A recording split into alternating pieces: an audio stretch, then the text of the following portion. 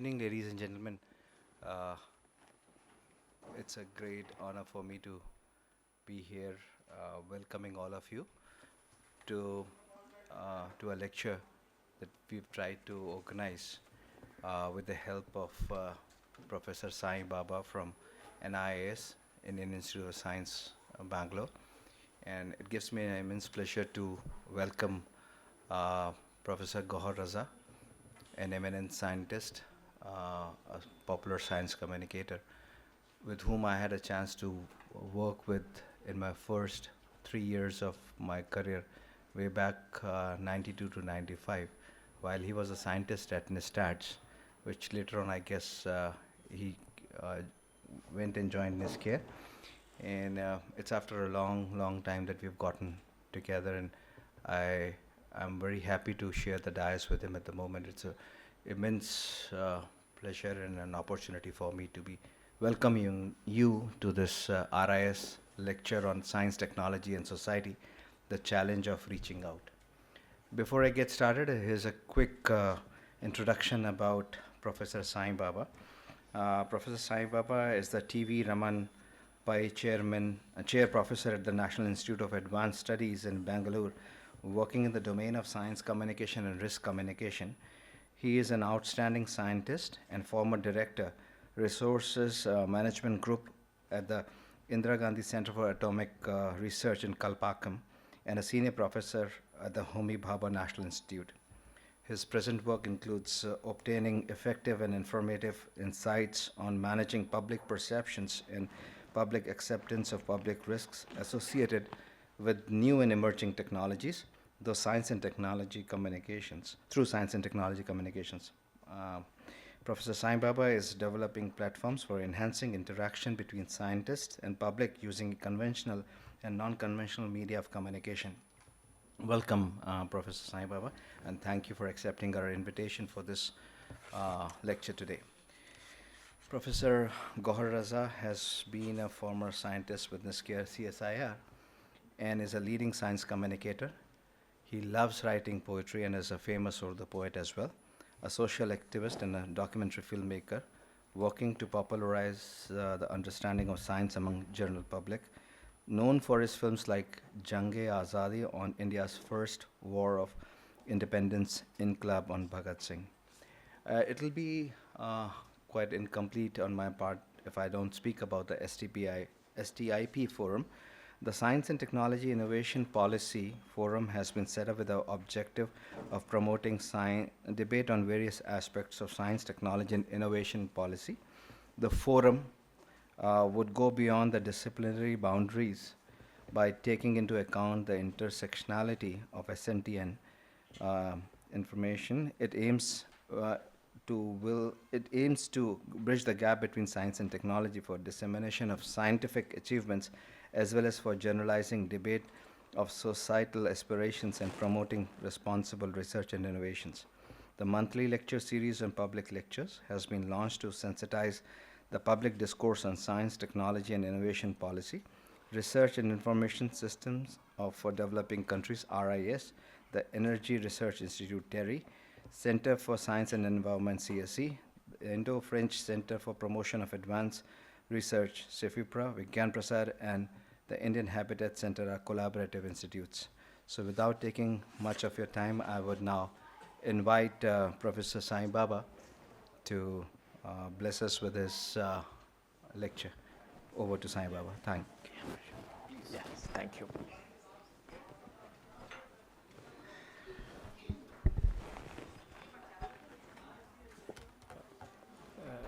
Good evening to all. Thank you, Dr. Nakul, for inviting me to be here. When he talked to me that I should come here and give a lecture, I just accepted it without realizing. Then Dr. Kinkini contacted me and told, sir, it is possible that some senior colleagues would come, people who are interested in policy making would come. Then I said, okay, let me talk over. Nice to see Pallav here in the audience, and generally I'll be the other side when he talks. So it's well, I realized that it's a good opportunity to share some of the ideas which I've been thinking. And the title which I put is Science, Technology and Society, the challenge of reaching out. I think this is where I feel that we have to do a lot, and that's what I would like to cover on that part of it. But before I do my talks, I do some acknowledgements. The Emerson said, our knowledge is the amassed thought and experience of innumerable minds. And as Isaac Newton said, if I'm able to see farther, it is because I'm standing on the shoulders of the giants. These two are to acknowledge whatever I'm going to talk after this is nothing of mine. It is just that what I collected from by listening to the people, reading about it. So nothing about me. So this with that acknowledgement, and in a way that also taking a shield by this acknowledgement, I would like to talk my talk. Well, all of us want our country to be a developed nation. If you want to do this, we need to have a holistic approach where learning, building skill sets, and appreciation of ethics and the sensitivity to all stakeholders and the wealth generation is what would take our country to where it belonged to. Well, for that, highly motivated and skilled manpower is essential. Well, advances in science and technology would help us to achieve this, but then while doing all these things, we have to somehow bring the public about what is being done. And what I say, making stakeholders aware of the effort. I would tell why I'm emphasizing this is that you seem to be doing things for them, but then they are not aware of it, and hence the conflicts will come. I will touch upon it in my lecture. Well, it all starts with some ideas in the mind. You have some curiosity, passion driven, you want to do research, and some of it will convert into prototypes and then aim driven. And when it matures, then you become technology. It gets transformed into products. Societal applications are there. But then it doesn't end there. And you start realizing that the products, when you develop, they require further modification, further changes. And then you go back to the research. And this cycle of this would continue. But the problem is that, well, this technology we want to master because we want the country to progress. But there's always a challenge to us. When researchers want to do research because of the curiosity, we see some disconnect with the requirements of our society. I mean, why the research is being done?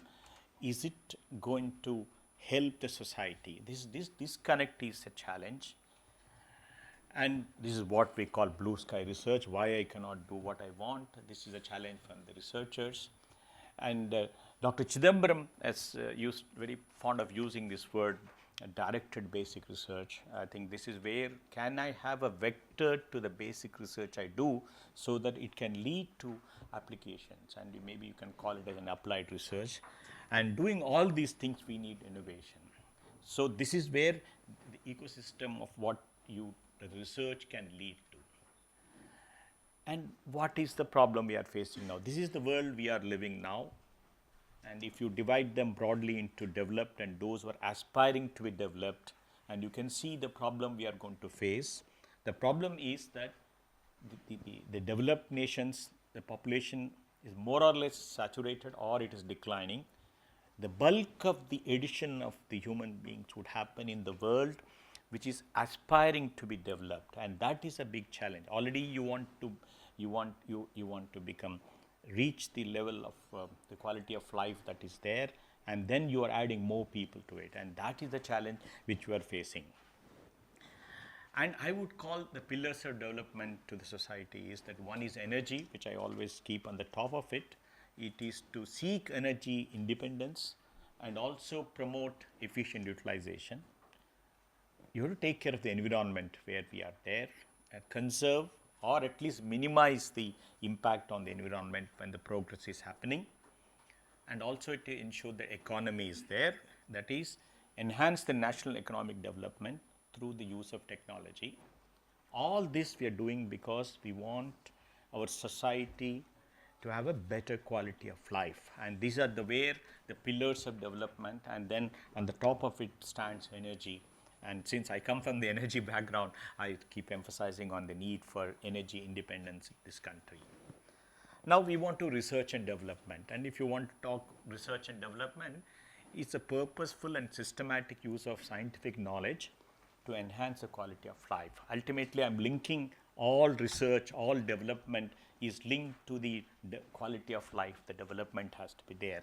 So for that, you have to develop new knowledge and apply scientific or engineering knowledge to connect the knowledge in one field to that of others. This connecting is what is very important. And it's a continuous process.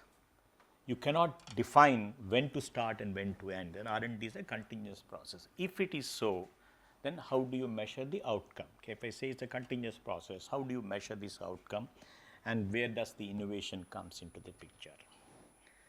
So the scientific inquiry, I think this all of us have this inquiry. The scientific inquiry is to obtain the knowledge in the form of testable explanations. In this, the knowledge is to say, can I test it? I know this is important. And it can be used to predict the results of future experiments. This is where I would call it as it's a part of the basis for a scientific inquiry.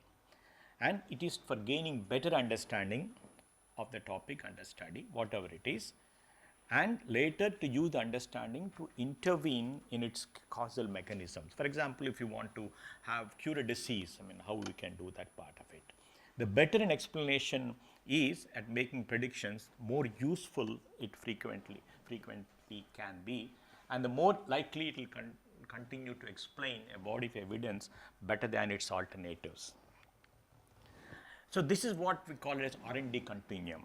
You start some basic research, then you go to applied research and work involving basic knowledge for the solution of a problem, then the development would come, and then you have to fine-tune the development in the form of technical services, in cost and performance improvement to existing products is what you do that. This is what we define as a R&D continuum. If any product that is developed, if it is not through this continuum, then you can see the product tangibility would be not shifting from low to high. And this where you have to go through this grind if you want your products to be of high quality. And well, this is where the directed basic research or context driven research would help in order to achieve these products of high quality and which has a relation to the quality of life of the people. And there's a cycle of inquiry. You question, you predict, you experiment, you model it, and you apply, and it goes on. But when you in this cycle, you need lot of support from the scholarly resources or information resources that are required, which you have to show. You should have an intelligent access to them, and information professionals will play a very key role in providing that link and enabling contextual search. This becomes more important with the abundant data that is becoming available. How do you search for what you want? And this is what would aid this inquiry cycle. So you have a process, you make conjectures, deriving predictions from them as the logical consequences. You carry out experiments to prove it or disprove it, and you formulate a question. You can say simply ask the question, why is that sky is blue? Or it is as open as, can I find a solution? Can I design a drug for curing a disease? That is also as an open research as possible. So this is where I think if the answer is already known, a different question that builds. So this is where it goes into formulating your research, and you hypothesize it is based on the knowledge obtained while formulating the question that may explain any given behavior. You prediction, distinguish the hypothesis from likely alternatives. If two hypotheses make the same prediction, observing the prediction to be correct is not evidence for either one or the other. And testing them, you have to test investigation of whether the real world behaves as predicted by the hypothesis. This is very important, will be there. And you analyze it. What results the experiment show? And this is where I think you have to do, depending on the complexity of the experiments, many iterations may be required, and this process would go, and you have to replicate it. If an experiment cannot be repeated to produce the same results, then there is something wrong which we have to look for, it will be there. Well, if you want to do research, if you want to have scientific inquiry, the thing being studied must be testable and data must be collected, the experiment must be reproducible, and the experimenter should approach the problem assuming that their hypothesis could be right or wrong. This is very important in research. If you presume that you are right, then you tend to look at the results from that point of view and you may miss the real results from it. And thinking isn't idea. This is very important for us to think. You think something and that is not data. Thinking is thinking, it will be there. Data is something you must observe, not something that you have deduced from your reasoning. And this is very contextually important when you talk about philosophy and we talk about, this is where I think thinking isn't data, thinking is your ideas. And you should also presume some error in your experiments, so that this is where within that experimental uncertainty, the results is what will be there. So I would say, just summarize the philosophy of science.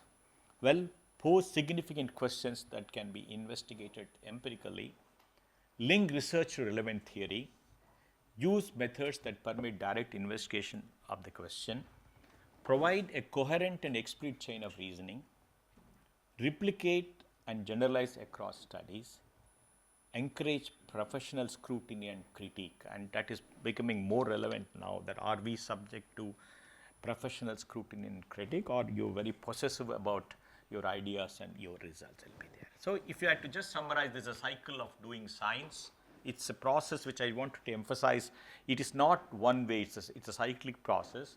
You have observations, you think interesting questions, hypothesize, develop testable predictions. It goes on like this, and develop general theories, refine, alter, expand, reject the hypothesis. This is where of a cycle be there. Now, it is important that, I'm talking about philosophy of science, but then when you do this, you look around, don't say that, this is the direction which you can go and say. You can see these dedicated researchers are so focused on their theme that it is possible that you miss out on and what is already there around. So you have to keep yourself amenable for observation around, and that is what is important. And it's also important that you need to have the historical perspective of what is happening here. Otherwise, it is possible that you would miss out on very important developments. All this is about doing science and the challenge of doing science or R&D. In the nucleus of that is the development of science and technology. You do put efforts, develop this. It's at the nucleus, heart of it is that part of it. But then there's a danger that you concentrate only at the heart of it and forget the surroundings. You need to worry about the neighborhood in which you live. You have to interface with public, ensure that all the stakeholders are included, and the human resources associated with this. So I always say that you link with the people who are living nearby, and public awareness is the need. That is, you need to make people aware what you're doing. I come from a campus where it's a beautiful township, everything is nice, but you just go out of the township, you realize stark disparities are there. So this disparity is what sometimes creates trouble. So we have to connect to the society in which we are living. So everybody, media plays a role, professional bodies will play a role, and the heart of science and technology, we learned the lessons in a very hard way, that if we just concentrate only in doing research and high quality research, finding solution to the problems, but not connecting to the people, you end up in having conflicts. So making stakeholders aware of the effort right from the beginning is the need of the hour, and that is where I think we have been learning, at least when we encounter problems, you look back and say, yes, I could have done this before here. Now, we are doing science, and so I'm trying to emphasize communicating science is important. So you may ask the question that all of us perceive, feel, and arrive at conclusions when the information is made available to us. If that is the case, creativity is in formulating the thought process either in verbal or written form, and communicating them to share and make others understand. I think this is the most important part of it, is that you understand because it is your idea and your research. Can we communicate to others so that they understand what you are doing? And that is the challenge here. See, I'm not talking about writing poetry. I understand Gahar Raja is a good poet, I think. So it's possible that all scientists may not be a poet. And of course, I see Pallav, good photographer. I think it's the question is that if you're writing poetry or story writing involves giving form to the thought process and looking at a given situation with a different perspective. Generally, what would happen? You would say that poet is written wonderfully, you would say. That means that he is able to resonate the thought process you have in the mind on the topic, which he gave words to it. And that's why you say he's a good poet, would be say. Fortunately for us, if you're in science or in technology communicating, you don't have to be a poet. So you can learn how to do this part of it. So science communication is the expression of analysis of the information and arriving at conclusions based on verifiable results obtained either by experimentation or computations. Even though many times the learning process based on tacit knowledge and by following peers in the field is always advantageous if the process getting trained for science communication is formalized. And that's where you all agree with me that during our learning process leading to research, we hardly spend time learning about how to communicate your research, more so when it comes to communicating with the non-specialist, and that is always advantageous if you can do that part of it. I'm sure that all of you have seen this a number of times. It is, people can give different interpretation to it. I know it is says that each person touches, the blind people touching and saying that how the elephant looks like. For me, all of us are blind, because when a fact is presented to us, you tend to look at the facts from your point of view, and that's where you would say that is what it is. So it's very important for us to take this aspect into consideration when we are communicating the developments of science and technology, because people are looking at what they want or what they like to be. So this is where the challenge would come when you want to communicate your research and developments to the people be there. So effective science communication should be objective, clear, concise, and convincing, and the style should be descriptive and quantitative. It should include details, facts, data. So somebody said use power, plan, organize, write, edit, and revise. I think you have to keep on revising, it will be there. So when you communication, when you're talking about multiple modes now. One is your oral communication, written communication. We call what is active listening and making sense of what is heard.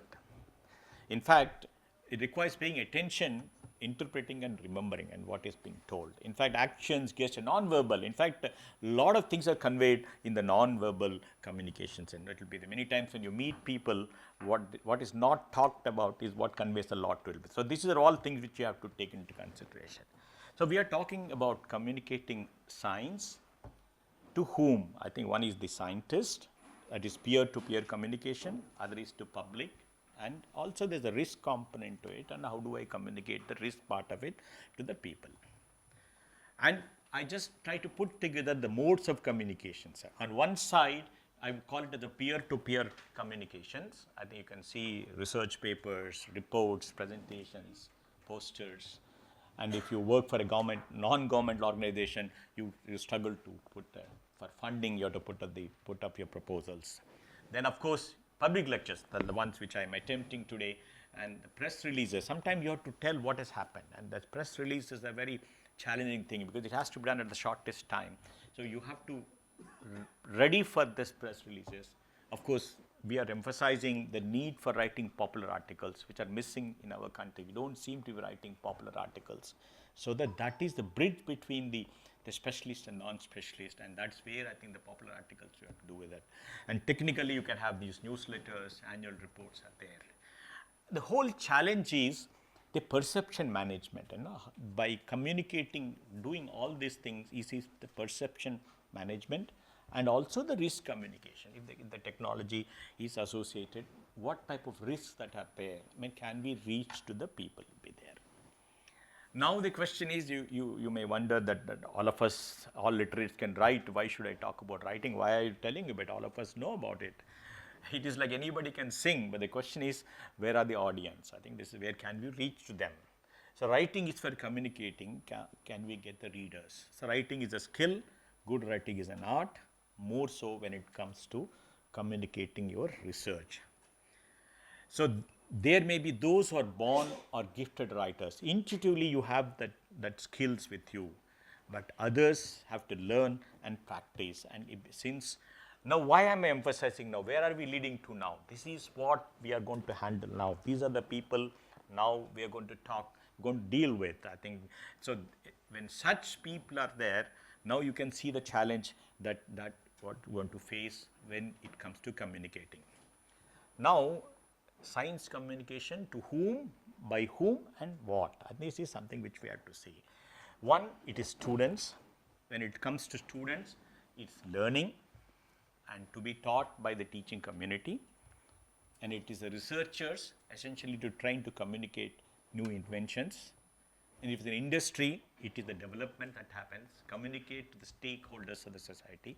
When at government, it is more of a welfare.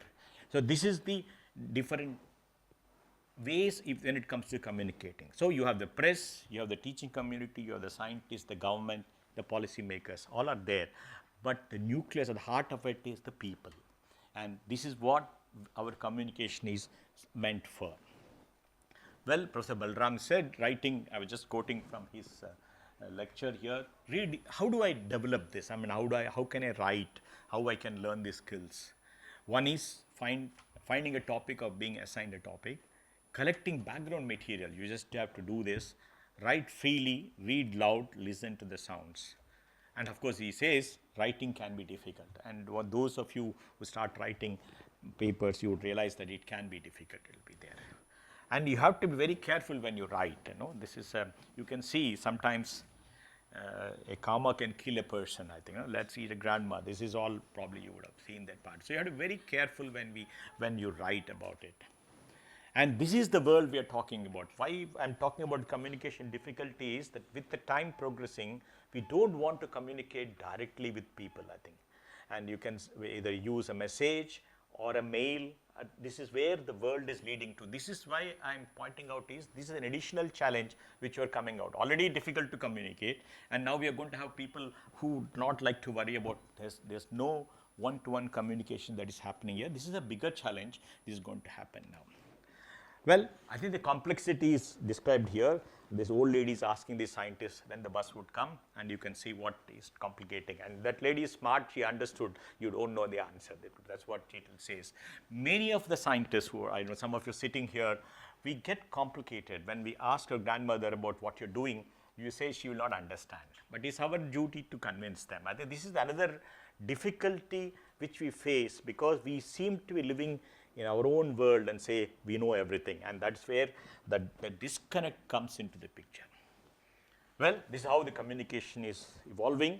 Those 140 characters becomes important, what has been told, and all others have gone. So that means how can you communicate what you want by 140? We discuss about 140 characters by large number of hours of discussion, a lot of writing about what 140 characters have been done. So this is how the communication is changing to it. This is another challenge which we have to take into consideration because we want to reach out to the people and we want to tell them what we are doing there. Now, what I do is that I just take some few examples and say, because I wanted to connect to society and say how we have got into a problem. I took up some few examples: agriculture, transport, energy, and refrigerants. That is, for example, just to tell you how a research can solve problem, because we all looked, if you ask any common man on the road, he somehow expects that researchers will solve their problems. And yes, we do solve the problem, but in the process, are we creating new problems is what we have to look for. So I don't want to go into details of any of these things. I just want to highlight it will be there. You recall, if you are in this India, you know that in 60s, we have to beg for food. I think we don't have food here. And there's a green revolution has come. Everything is wonderful. Now India is self-sufficiency in food, we can export, everything can be done. You can see modernization happened, seeds have changed, fertilizers have been used. But then maybe we are not realized at that time that this growth can lead to problems. Now, where are we now talking about? Now we are going back to organic and say, don't use fertilizers, do something else, can you go back to nature? And fortunately, I read, when I searched, I said, India is doing very well in organic. I think it's, but then this is to tell you how science tried to solve a problem, but it led to another problem, which is that will be there. And you know, the transportation, you know, we are very happy walking when we were young, but we used all sorts of things for transportation because our aim is to reach our destination faster or quicker. For that, technology comes into the picture. You have the automobiles, you have these aeroplanes. So this historically always transportation was there. This is what, and you can see this the train 18. I think some more people are not talking about it. I don't know why it is not. They are all interested now in talking about air travel. I think they are more worried about what happens in air rather than in the train. And such a good development happened in this country. Somehow it did not go to the attention of the press or the TV. But then I just want to say, yes, looks like we have solved the problem of reaching your destination much faster. And you can just see this number of automobiles that are being increased here. You can see, of course, the China dominates, the Japanese are there, the US would always have the baseline. That means that it continues to increase there. So we seem to be there everywhere to solve our problems of reaching it be there.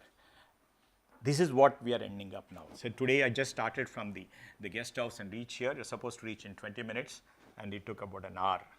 So we don't measure distance now in kilometers. We measure distance in time, and that distance in time scale will change depending on which city you belong to. If you are in Delhi, it's one scale. If you're in Bangalore, another scale. So what does it mean? That means we thought we want to solve the problem to make people comfortable to reach to the destination faster and quicker. But what have we done? Now, maybe the viable transport now is, the driver was mentioning that if you walk, we'll reach faster. I think that means, again, the technology which address the problem the societies are facing, it solved the problems in the short term, but it created a problem at the, it will be there. So this is where maybe, yes, it's best to walk, and then best to walk, and good for health, and go back to your olden times. And now I talk about energy.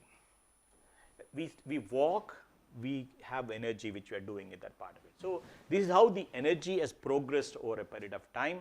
Electricity as an energy source has come in 19th century. Then a lot of energy we started using, it will be there. Now, but then we want energy because we need increase in demand. It's increasing day by day, more and more energy is required. But then we started realizing that there's something called emission. You burn carbon, you end up having carbon dioxide. We don't worry about it in the beginning. Now you are starting paying attention that you have to reduce it. Well, cost effective, you want to be cheaper also. The people want cheaper energy. They don't care whether you're emitting CO2 or not. Then, of course, that's what, if I want to create a new form of energy, public and political acceptance is required. And this is the challenge for them. Then what we have done? Yes, what we have done, I think so. Yeah, so if you just, there's a prediction by BP, you can say in the next 40 years, you can see the coal would remain an important source. It will be there. So a lot of, on a war scale, it's being happening here. Can I remove these automobiles? Can I have, can a ICE ban can be there? Just there, also the predictions are happening, and it is possible that we will not find a solution in the next 20, 30 years. And that's where I think all the research is, at least it is realized now that we cannot keep on adding automobiles and then killing the environment. And this is what is predicted, that the energy source will be there. You can see about 40% will remain coal, whether you like it or not, for next 30, 40 years. That means it continues to emit the carbon dioxide. So this is just a very astonishing graph, which would say that in the last 20 years, the amount of carbon dioxide that has been put in the atmosphere is enormous. You can see what is happening, it will be there. So that means These are all because we started using these automobiles, and in order, then what is the starting point? You want to reach your place comfortably. You want to have energy for you, utilize. You want your bright lights to be there. But then you can see it ended up in having this. Well, sometimes to make it lighter, no, you just want this pollution to be shifted from one to the other. You either from your automobile or electric vehicles. Ultimately, where from electricity comes plays a role will be there. So what I have done is I just try to pick up 3 examples. So I just want to mention about refrigerant also. Scientists were excited when they found the refrigerants, and you can cool, like have an air conditioner, or you can have a refrigerator in your house to keep things last longer time. Nobody realized the refrigerant would lead to ozone hole. And that is a challenge. In fact, the problem which we seem to be doing is that we not looking all aspects of it. Holistically, we are not looking at the problem. We want to solve a problem urgently, and we solve them. So what I say is that you have the science, the technology. Yes, very honestly and very committedly, we are working to solve the problem for the society. All the examples which I showed you have solved the problem for the society. But the problem seem to be working in silos. That means if you're a physics, you're a physicist. You don't look around and say, what somebody else is doing it. It's not my field, you would say. That is where you seem to be having silos. Then we thought we'll do multidisciplinary research. But that is also not progressing. In fact, what is the need of the hour is the transdisciplinary research. That is, if only there's a sociologist was there when the refrigerant was created. Can he think about the society? Can he think about the energy? Can we have an alternate view to the development? It will be there. And that is where I think what is the need of it. So I would say vertical to horizontal. I think this is what is required for us. I think you develop in your domain, be a specialist, but also look around and try to talk to the people unconnected with your domain. Don't tell them that they don't understand your quantum mechanics, but please listen to them and see, maybe they will find solutions to it that be there. So this is where I think we have to look for. What we did at NIAS, we did a small work. What we realized is that what are the problems we are facing because of communication? Because I've been emphasizing too much on communicating with the society. So what we did was we just did a literature survey, like a survey for last 10 years, web search we did it. We identified what are the conflicts our society, specific to India, are arisen because of science and technology. And you can see we listed about 16 of them. Out of 16, what we realize is 13 of them are connected to energy. That means energy plays an important role.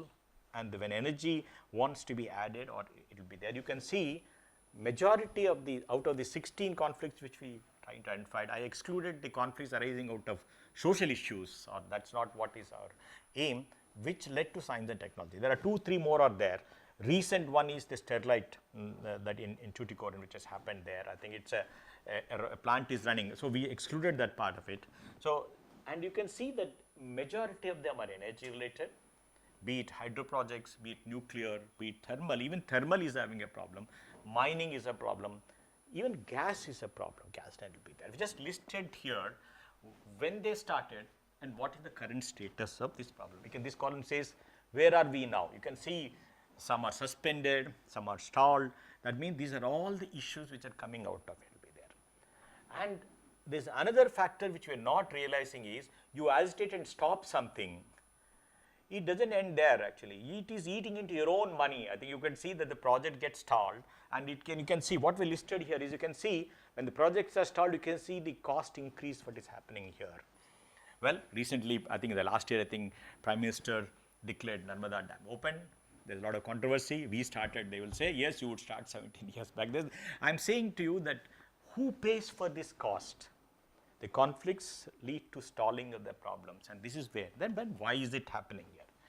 If you just look at the published, or the not published really, the information that is available on the verifiable public domain, the reasons are listed here. If you go to hydro projects, predominantly it is because of downstream impact, environmental hazards, rehabilitation issues. There are people who are not rehabilitated, though promise will be there. These are the issues which are known. But then what is happening is, every time you start a new hydro project, you end up having the same problems. That means, are we learning from it or not? And if it is nuclear, always we talk about safety concern. And you say, and there's a lot of misconception about nuclear. So this, you talk to people, you end up getting only these results are there. But what is most important thing for me is even hydrocarbons. You won't have a line for sending the gas lines. They're objecting to it because they worry about safety, environmental concerns, loss of agricultural land, pollution, what will happen to my water, so many things is happening here. But very interesting thing is that the same project in a different state is running smoothly. In a given state, it doesn't run.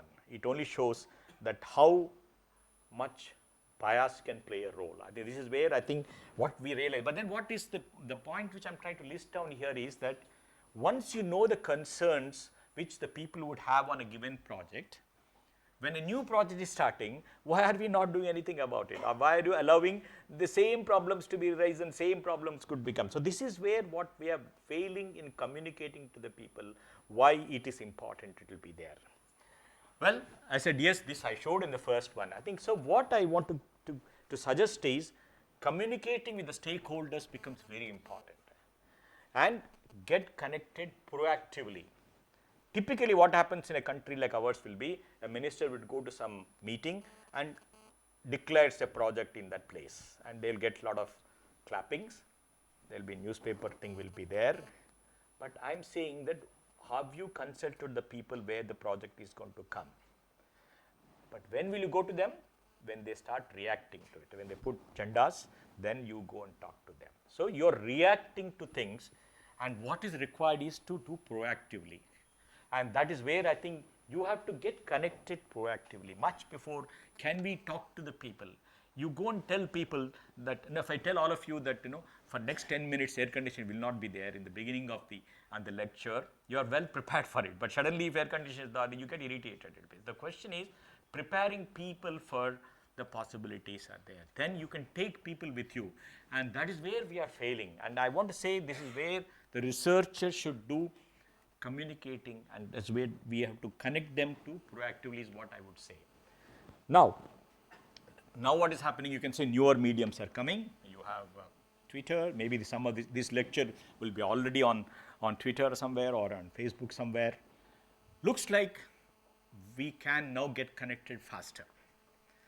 A lot of newer mediums are available. This is again a challenge nowadays. Most of these mediums are for instant food, instant gratification. Today, I think you can get it.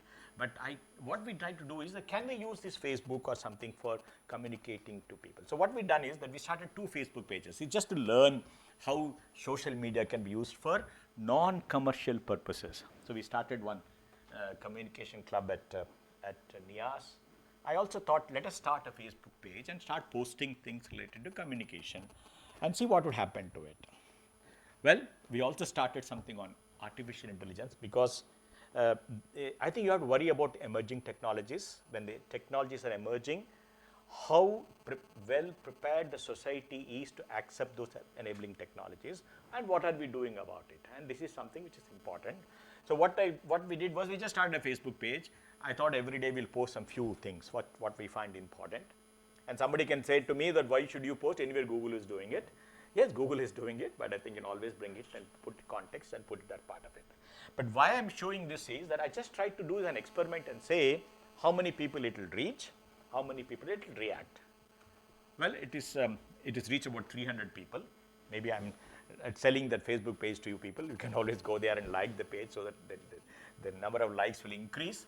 But why I'm showing this is to say, though we think the social media is there, the lot of quick connectivity is there, but that is for either instant personal gratification or for a commercial purposes.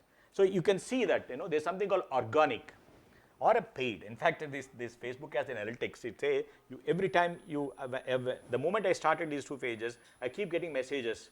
If you pay 1,000 rupees, it will reach 70,000 people. It will reach 2,000 rupees. So that means that's why they're very honest people here. They said this organic got paid.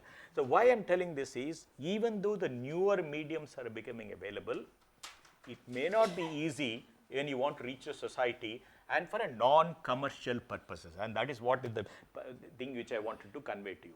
Okay. Now, when we have living in a world which is fastly connecting, it can reach to the people. And what is important is what and how we communicate. I'm sure all of you read this, that this one person got killed in a driverless car accident happened in Arizona. I'm sure that all of you learned. It has come in all newspapers, including vernacular papers in India. But never, when you ask the question, why one person getting killed is a news item in all newspapers, and it is not. Then you can see what is written here. Self-driving car kills a pedestrian in Arizona, and see what is written there. Of course, I hope Pallav would appreciate this, where robo roam. And you just see the type of, what is the impression you're creating, as if it's a different world it is there. This is what has happened here. Fortunately, I saw that in India Today had little more balanced reporting to it. But why I'm taking this example is, if you, in a small village, in a vernacular newspaper, he reads this item that one person got killed by driverless car. Tell me what will be the impression I'm getting now. That means driverless cars are dangerous. That is what the impression I'm conveying to that person. Nobody asked the question, how many cars with drivers kill people every day? I think, this is what, I think this is where the perception management would come into the picture. In fact, the question which I asked, again I'm asking you, why should one person getting killed is a news item in a vernacular newspaper in a corner of Tamil Nadu or Karnataka or Uttar Pradesh, or wherever it is. And why is it an item? Because that is what is what. This is why we are living in a world where information would be reaching to you whether you like it or not, and not in a form which you want it to be there. And once you get that, the moment I read where robots are roaming, I can imagine that all robots are moving. I don't want to go and live in that place. That's the fear which you're creating, it will be there. This is how the power of pen or power of writing, it can be there. So this is the world which we are living, and this is the challenge which we have in communication. So this is what it is important for us to, not to counter it, just prepare the people accordingly. I know that is where I think the challenge would come here. Well, there's something called risk management. That's why it's a risk management. I think it's like integrating communication and decision making, it will be there. You can see this communication at every part of it is there. Typically nuclear plants, we have this problem. The moment you talk about nuclear, you only think about Hiroshima and Nagasaki. I think nobody thinks anything other than that part of it, because that is the type of impression we would give. Even today in newspapers, when a small incident happens, they show that Hiroshima thing will be there. That means it is so strongly imbibed in our minds that nuclear means Hiroshima. That is where the damage is done. So this is where I think you have to ensure that in the beginning onwards, we have to do this part of it will be there.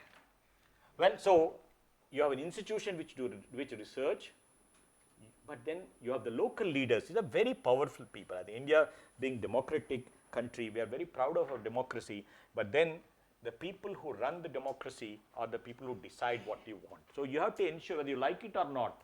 In fact, just because you're educated and the political leader is not educated, you have to take him to consider, because after all, he is taking the decision on our behalf and he passes the rules. So please include the local leaders and the neighborhood. I think this is where the interface is important if you want to solve the problems and not to have agitations. Well, when it comes to dialogue, sometimes not having dialogue is the best thing. That's what would happen, I think. So we are very poor in communicating. I think this is where you can see that the best thing is to not to talk to it, and this is what is the resort we all of us take and not talking to the people. So now I had talked about science, technology. You have the scientists, you have the engineers and technologists. It's a cyclic process. You get the knowledge. But then I said society is there in the heart of it, the values, the needs, the environment and the economy, and this is somehow has to be connected throughout, and it is not that it is isolation, it will be there. Well, get connected and communicate proactively and communicate ethically. I think you can see now the media, that the way it is communicating, it will communicate what it wants. That part of it can be done. So this is the challenge which we have in communicating if you want to connect to the society. Well, I want to say whatever you do, the people are there at the heart of it, the nucleus of it. And these people are the center for all what you're doing, and they are responsible for what you're doing also, the money you get or the research which you do. But somehow we don't seem to be realizing that is important for us to communicate will be there. Well, when suddenly government will wake up and say, can we start communicating to people about science? But there are the ways to do. I'm sure that we can do better than what we are doing here. Well, let's talk and let's communicate research and get connected to the people so that they understand the academic challenges which you are going through in solving the problems. Otherwise, we are living in two different worlds. Though your aim is to solve the problem for the society, you seem to be not getting connected to them throughout, and that is the problem which we are facing. And hence my appeal to all the researchers is, let's talk and let's communicate research. After all, we are there, or the researchers there, to solve the problems the society which is facing. And most importantly, it has to be transdisciplinary. That means every policy making, every research you take up, there should be people from all disciplines should sit together and express their opinions. And you can see you should have art, culture, everybody can have a role to play. Don't tell me what an sociologist will do on talking about artificial intelligence. I'm sure that yesterday we celebrated human winning against machine. I don't know how many of you, this Natarajan, he said it's a big item there. I was wondering why the man beating machine is a big news item yesterday. I think I'm sure that those of you are not seen this news item.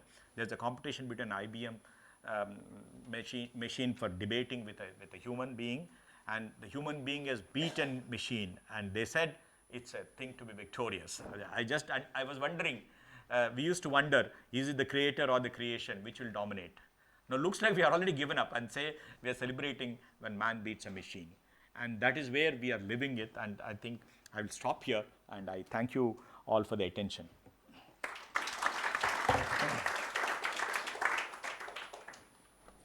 Thanks indeed, Professor Sai Baba, truly engrossing, such a nice presentation. Truly appreciate it, and I hope all of you would have liked it. Much before we get into a question and answer session, I request Professor Gohar Raza to express his views wherever he feels comfortable, dais or on his seat.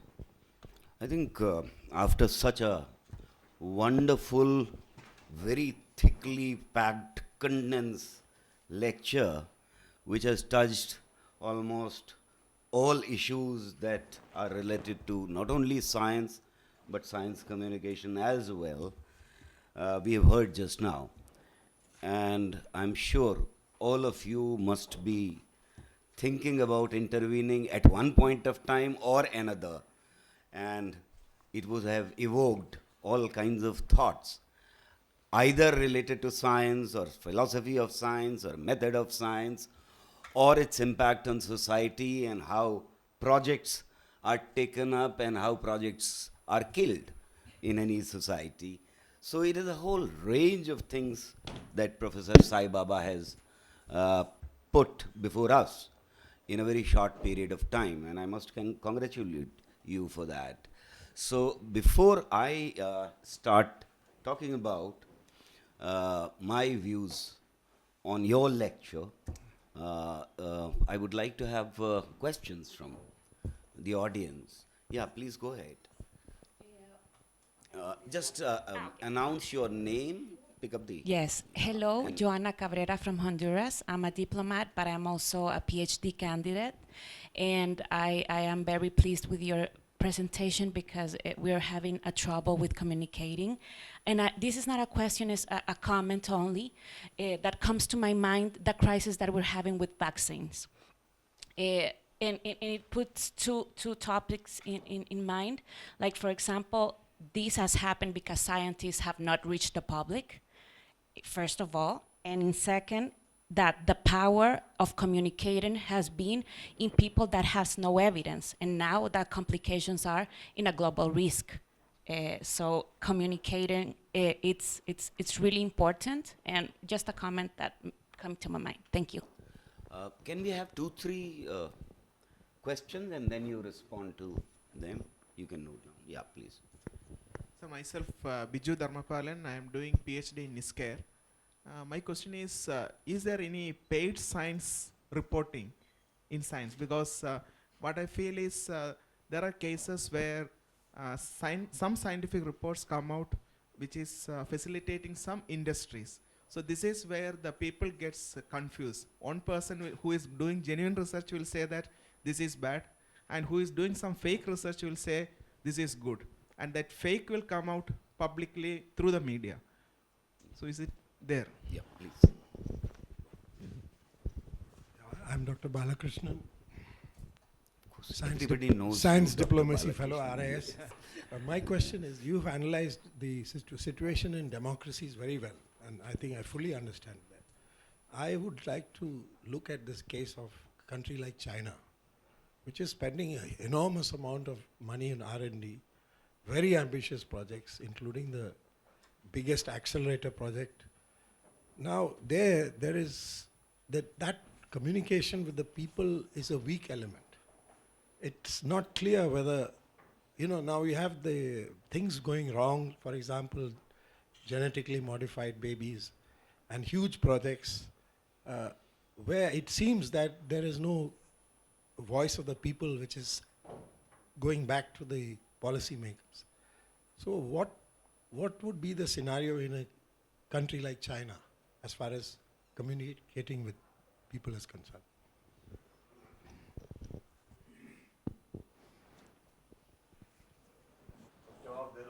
Yeah. I think yes. These three questions. Yeah. Well, I think as far as the maybe a lot easier to answer the paid, I think what is important is that it's a paid or not paid.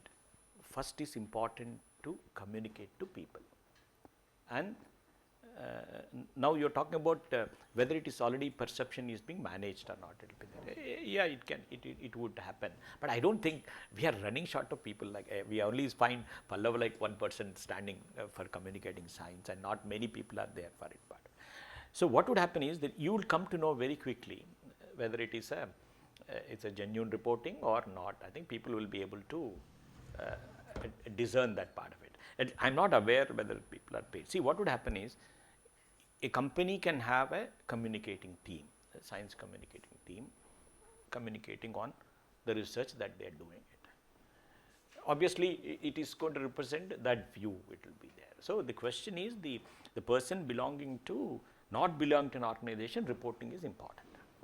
It gets complicated because even that becomes influenced, because now you're seeing on the TV channels, an incident happens, I scan through the TV channels, I can expect what each channel will cover, which part of it will cover. So this is a danger which I also touched. That's a danger we are facing now because of total exposure now.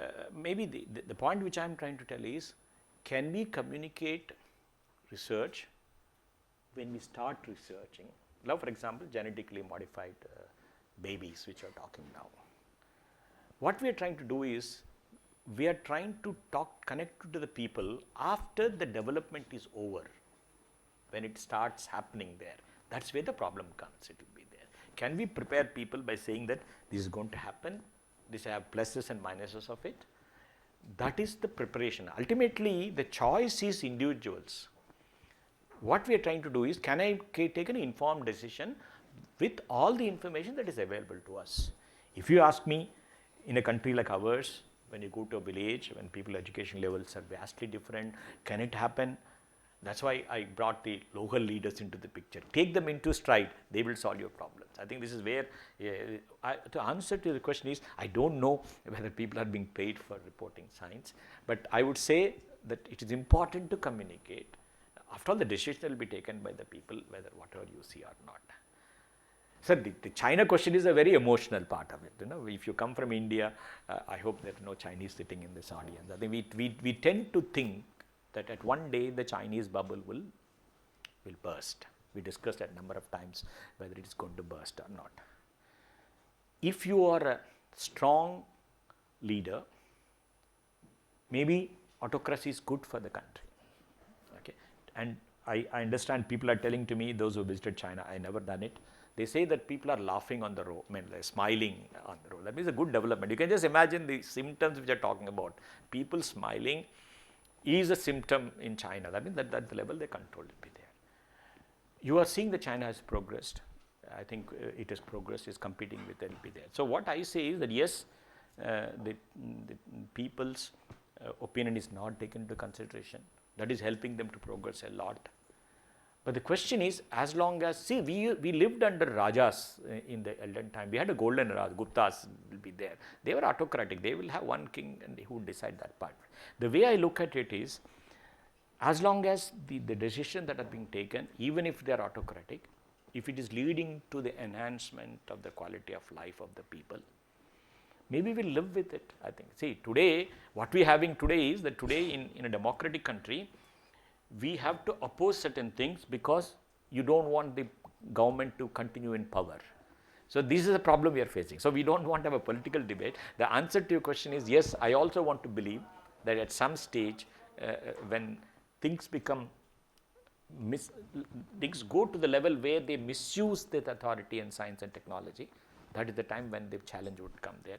Today there are advantages because there are no opposition to whatever they want. In fact, jokingly we say, if they want to connect two cities on a straight road, they will build the road. In India, you know how it will happen. A small stretch will not be done for 10 years. I remember Chennai to Kalpakkam road, there's one place, it is stuck there for last 30, 40 years because somebody went to court and the road will take a diversion and goes like that. This is what it will happen then. So to me, the China seem to be doing very well.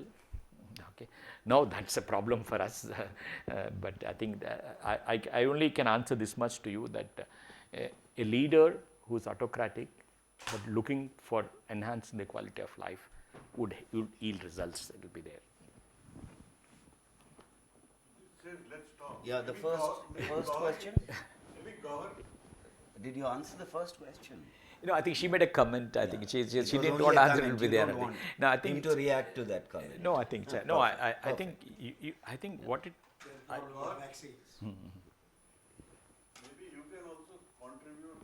Let's talk about China because you have a lot of insight in China and especially communication. I'll reserve it for later. If there are any comments and questions, then I will talk about China because I'm editing that book which they are producing on science communication. In science, we have two types of scientists. One is hunter-gatherers who undertake a little bit of high-risk research where there's a risk, greater risk of failing, and another are farmers who have very directed research. So in India, maybe due to our mentality or due to fund constraints or something, there is less appreciation for the hunter-gatherer. That is high-risk research. We are really scared of failing in science. So but on the other hand, we are always complaining that we don't have our C.V. Ramans, we don't have our Jagdish Boses anymore. So how does one communicate this hunter-gatherer research or the high-risk research to the policymaker so that there is greater appreciation for this type of research in India? So I would like your, and one more question is there. How does one communicate uncertainty in science to increase public understanding of uncertainties in science? Yeah, I think that's why I briefly. Yeah. Good evening, sir. I'm Hani from Delhi University and I'm doing undergraduation in chemistry second year. So, like, it was a wonderful lecture. You talked about democratizing the whole process of the scientific research. But the question which I have in my mind is that, is the curriculum which I'm studying or the fellow students who are studying with me, are we actually having this democratic like values in our curriculum? Because I don't see like we dealing with any of these problems, or like when you talk about going back to the society and telling them what we are doing, but don't you think that it should be in our curriculum that we start from there, like the problems which we see or the questions, like the idea of formulation of questions which you said, don't you think that idea should start from the society? One more question, if there is a quick question, otherwise. Yeah, there. And then we take it. Good evening. Thank you for the opportunity. I am Lilia from Namibia.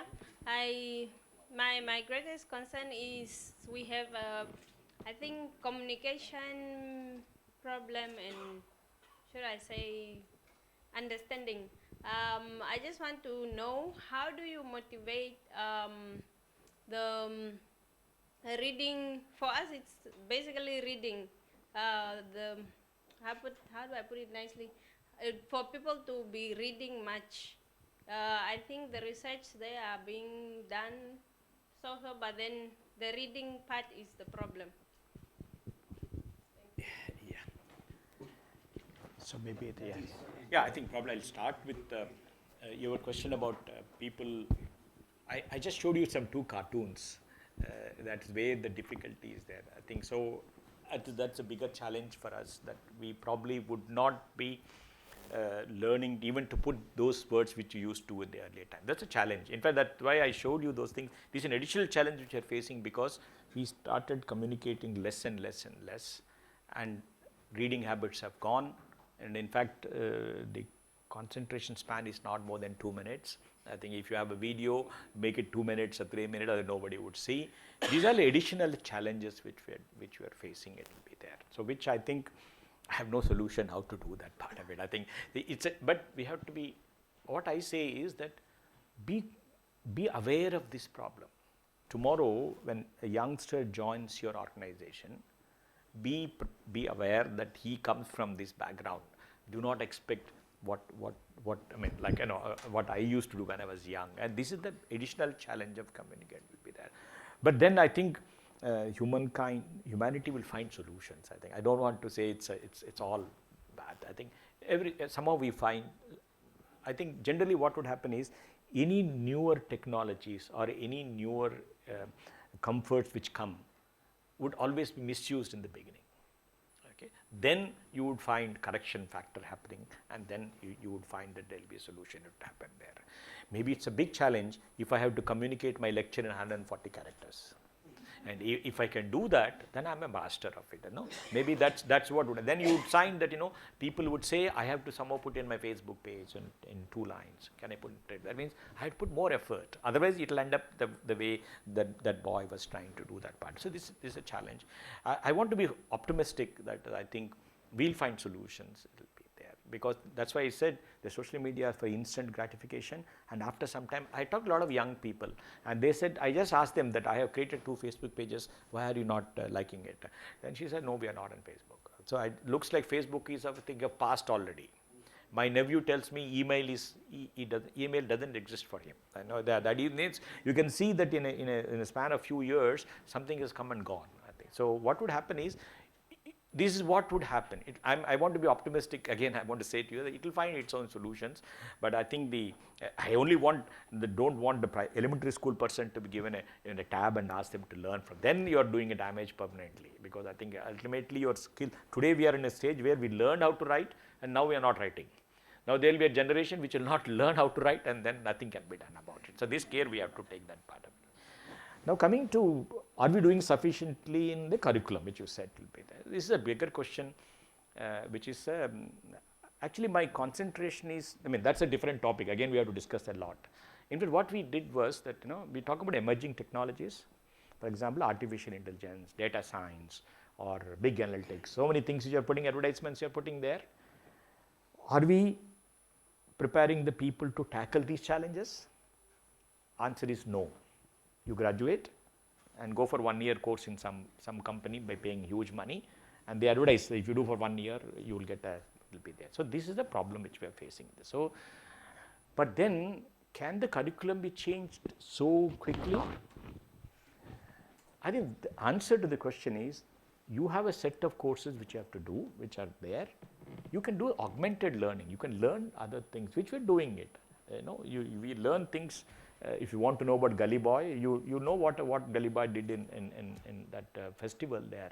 That means we have the capability of learning that part. So I would say it should be a mixture of the curriculum learning and then co-curriculum or augmented learning, and be conscious about it. I think we are always worried what Deepika Padukone is wearing. That is, I think that means we have time and energy to to do that part of it. It need not be part of the syllabus or curriculum. The point which I tried to make is that somehow we are not learning that it is important for us to communicate. Can we be conscious about this part is what I am trying to do, that part of it. Answer to the question is lot to be done in curriculum to be changed. Can it be flexible? In fact, I was talking just the other day with a university person. Can we start a course in Bachelor's of Engineering? Okay. I don't want to call mechanical, chemical, electronic. Anywhere, all of us are ending up in software jobs. So why should we have mechanical engineering at all? Why not we have Bachelor of Engineering? But our AICT will not permit. That's what he says. The question is, yes, there are. You have to work in a boundaries so that misuse can be minimized. Will be there. Well, you asked about high research, high risk research. In fact, I'm not concentrated on that part. My concentration is the green revolution, which you all worked, which has solved our problems. During solving the problems, we not address certain issues now. Okay. In fact, we had a good discussion 2 weeks back at NIAS. Punjab will grow wheat and rice, but Punjab is not having water. Okay. Whereas Bihar and Uttar Pradesh would have it here. So maybe I'm not even high risk research. The common sense research is what it has to be done. It will be there. I'm not an agriculturalist. A discussion with the person says that maybe you are growing wrong things at the wrong place. It will be there. I mean, right things in the wrong place. So this is where I think. So I will be more worried about research that is being done is applied. Okay. When you go to agriculture, are we telling people what they should grow? Or forget about high-end research. I mean, even simple things like what you should not grow. Can I have alternate crops? Are we doing that part of it? I'm not sure about it. I think so. What is happening is you have very good research going on one xylose, and the people think that is not for them.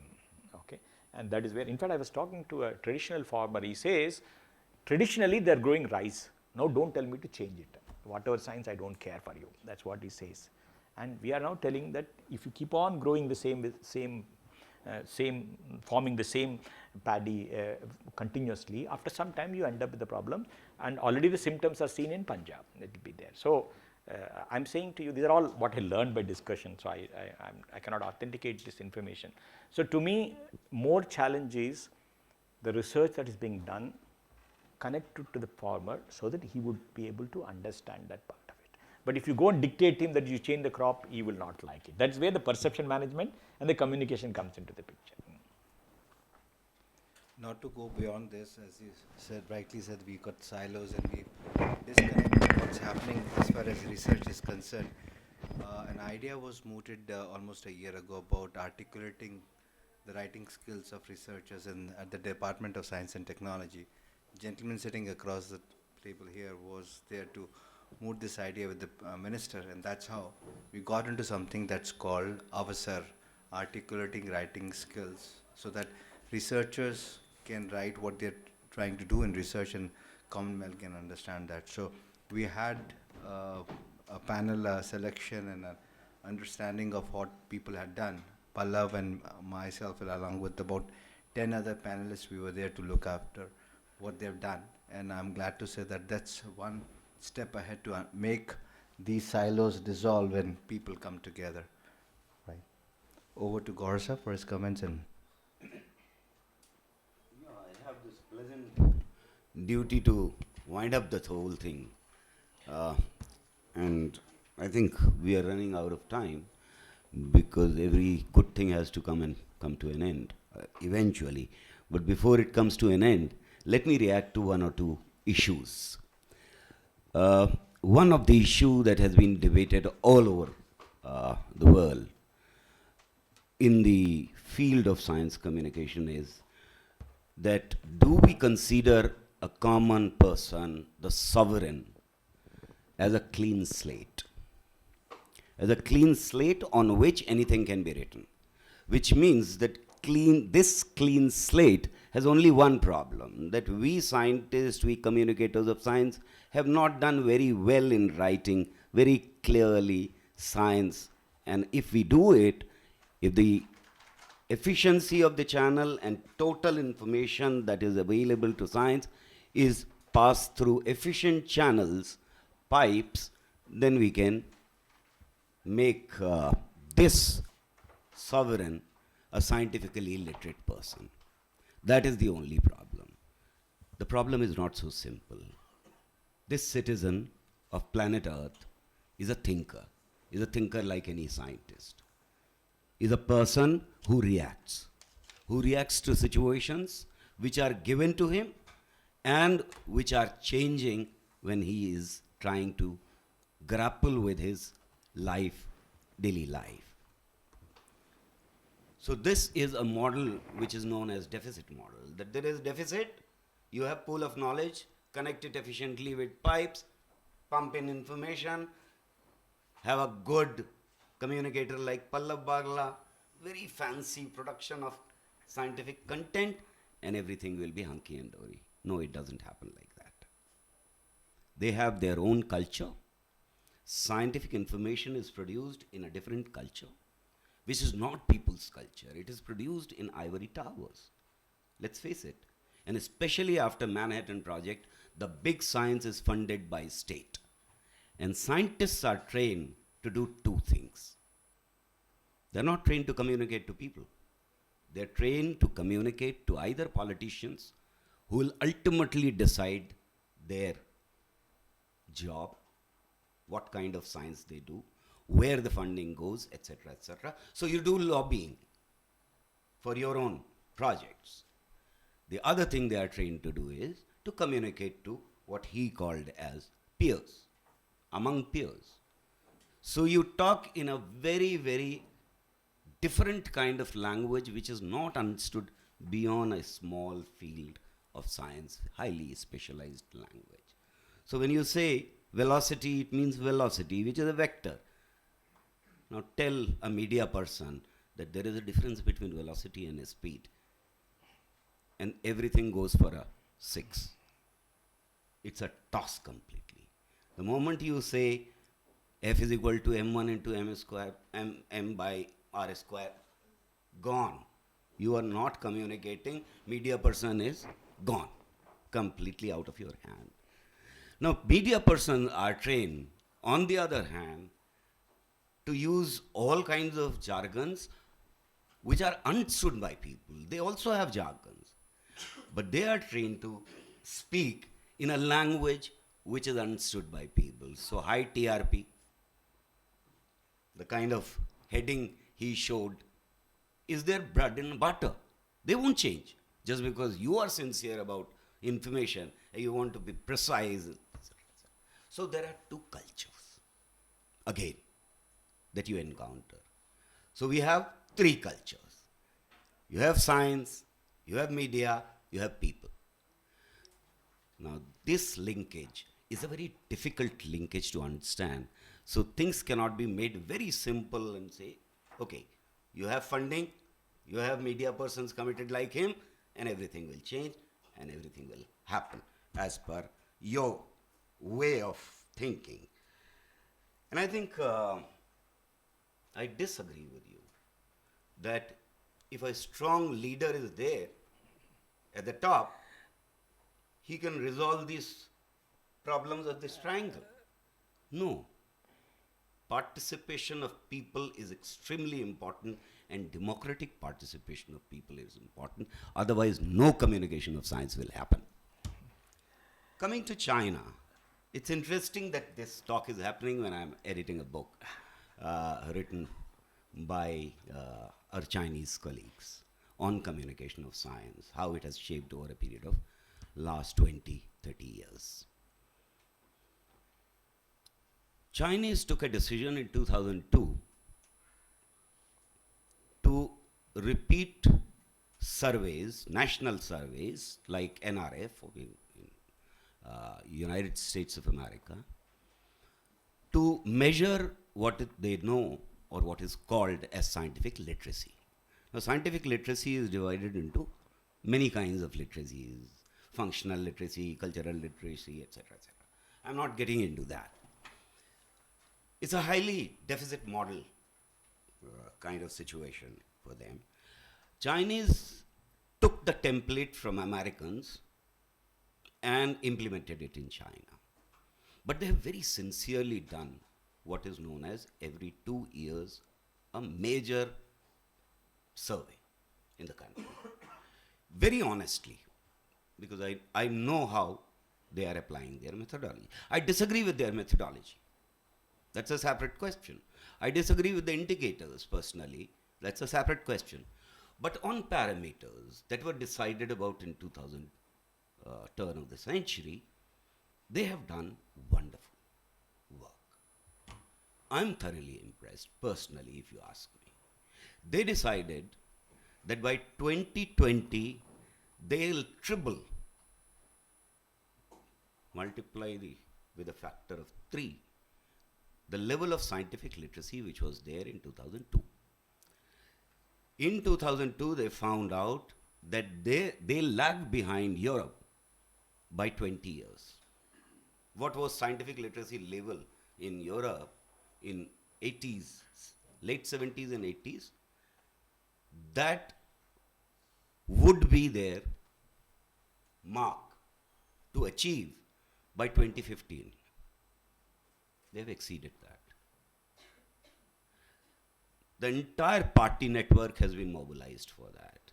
The entire civil servant structure has been mobilized. The entire scientific community has been mobilized. And they have fixed targets at the level of each and every county in China, each and every village in China. They put in millions of dollars there into science communication. When they launch the vehicle up there, a popular lecture by astronaut and some experiments which were suggested by school children are included in a lecture. So from space, she communicates. Now, I don't think that ultimately with this deficit model, they will reach the kind of levels they are talking about. And it will be skewed. I'm very, very certain about it. That they will not be able to achieve what they want to ultimately achieve because of this deficit model. However, there will be high level of scientific literacy in China, whatever the definition may be. In our country, it has been blow hot and blow cold, which you did not cover, but implicit it was in your lecture throughout, that we wake up when some project, which is a technology project now, which is not a science project now. Science has been done somewhere behind the doors. And you come up with a project which is either dam creation or nuclear power generating station, etc., which is technology. And people react to it, and then you rush and run that something should be done. Contact Pallav or people like him, okay, yaar, what is happening? Do something about it. People are reacting very sharply, write a report, or contact me or somebody, what do we do, etc. The political commitment to do two things. One, to propagate science and fulfill our constitutional duty to make every citizen scientifically tempered. And we don't talk about, we did never talk about scientific literacy. We always talked about scientific temper, which is remarkable, in fact. We have pushed things to back burner, and then we take out, then we create a euphoria around scientific temper, and then we again forget. The other thing we have done is that we have created a nexus between our state, the religious leadership, and the corporate sector. This shift is a big shift that has happened. Instead of the progressive forces in the country, politicians, and the corporate sector, which was the nexus till 80s, we've shifted that. We'll come back again. I'm very certain that we'll come back to the earlier position. But this creates damage in society. You cannot be uh, blowing hot and cold time and again, and go through that cycle and take people backwards and then push them forward.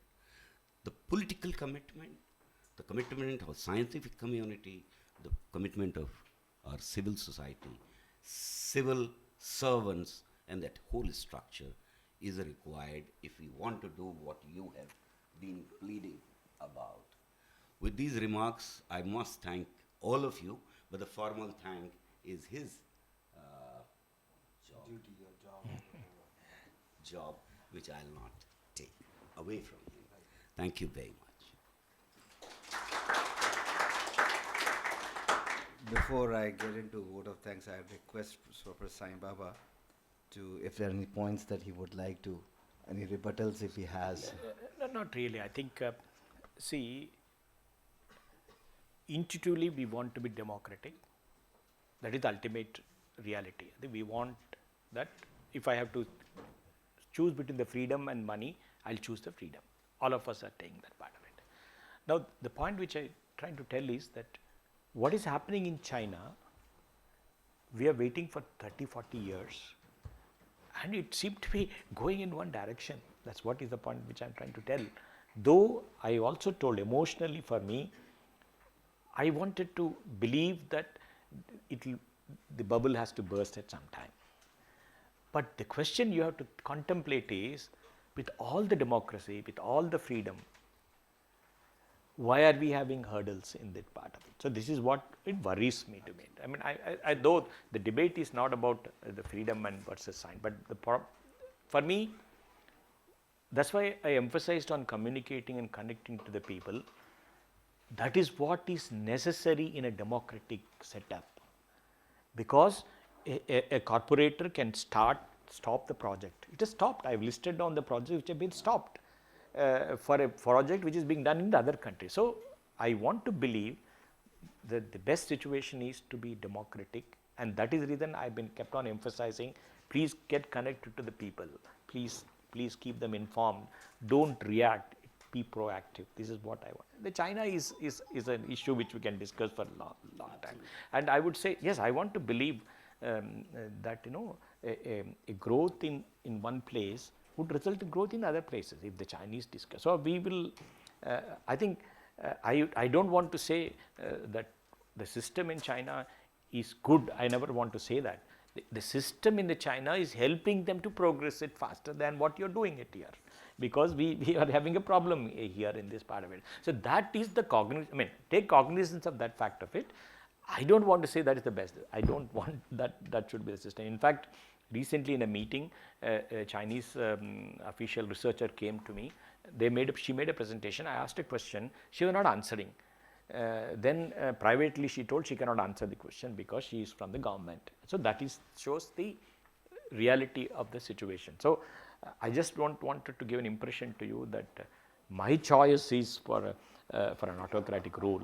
But what I said is that in the event that the autocratic rulers are focused in development, it will give an advantage to that part of it. But autocracies always will fail at some stage, because autocracy would lead to not having opinion. In fact, we are discussing so much about communicating to people. So nobody is there to tell you, but I would like to tell you in a very lighter way that how many of us would express our views to the powers that are. Can we express? I think we tend to either be silent or keep away. So this is an attitude we have to cultivate right from the beginning. To freedom of expressing is what I think I would say like this. Yes. Thank you so much, and truly appreciate such an invigorating discussion and a session from Professor Sai Baba. Of course, in my past 25 years, I had a great time that I spent in China. Since China is being talked about, no matter what, we all look at final results, whether they're skewed, whether they're not being taken care of. I had a great chance to work very closely with Xinhua, the official news agency, for a long time, and I had a chance to understand how things are being worked out as far as the surveys are concerned, especially with the kind of research understanding the way they were able to get to more than about 6,000 research journals that they were able to get to their site. And it was, when they started, it was the other way around. Anyway, it's all about how society accepts it and takes it. As far as political regimes in a democratic form is concerned, they would come and go. We as society remain static, and we should, as scientists, should be agnostic to all these opinions that keep coming and going, and it's our moral responsibility as far as RIS, which works on the research and information science, especially for developing countries, and all of us are part of it, and our goals are quite common. So not taking much of your time, I heartily thank RIS, CSE, CEFIPRA, Terry, and of course my colleagues at VIGYAN PRASAR from the core of my heart for having arranged such a nice, well communicable kind of a discussion that we had. Truly appreciated once again, and thank Professor Sai Baba to have accepted our invitation and come all the way from Bangalore, especially for this lecture. Thank you very much, sir. And as a token of appreciation, here is a collection of books that we have published. Would like to give it to you. Please accept it, and I hope you'll really like reading them. Yeah, yes. Thank you.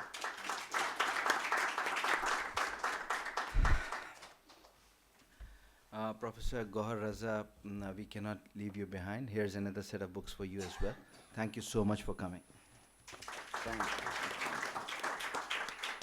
And once again, thank you all of you for your precious time coming over and listening patiently. Should there be any questions, please feel free to reach out to us at VIGYAN PRASAR.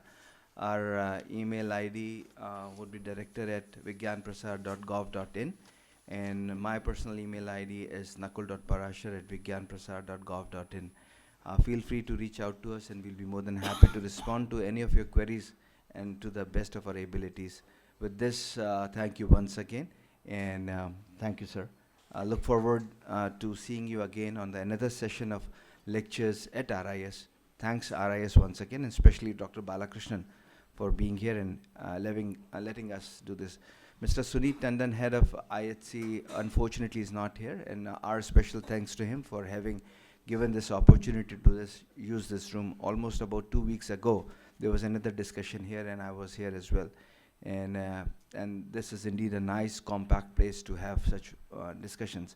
We would like to have much more of such intellectual interactions in the times to come. Thank you so much. Have a great night. Good night.